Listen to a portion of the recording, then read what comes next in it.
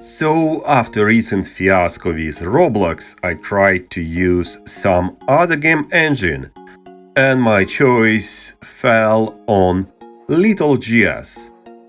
LittleJS is kind of Pyxel on steroids, but in Java and TypeScript, and I have to say it is actually quite powerful, surprisingly powerful and easy and fun to use.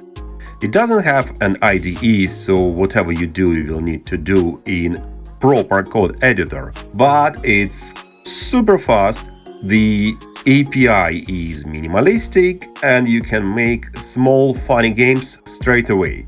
I made this funny silly game where a duck needs to catch a bread, because coins and my usual catch coins game are not fun anymore.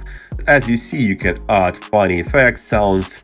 Yeah, it would work. The other interesting thing is that you can mix the game with React web page and create quite interesting experiences. But it's kind of also limited because the game expects that the whole application is the game, and adding React there, like I added the React UI here, well, it's not straightforward. It is workable, but not straightforward.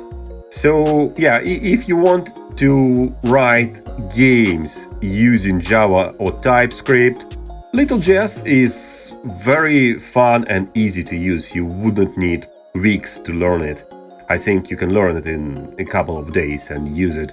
So if you want to use a game engine that helps you to learn the language that you can use in real life, I think Pyxel and LittleJS are good candidates.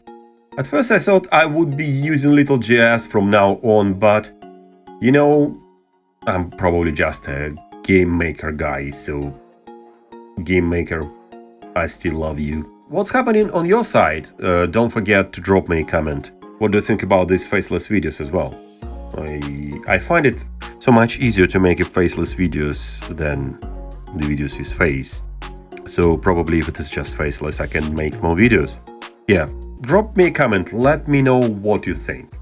It was Tess Encoder, see you around.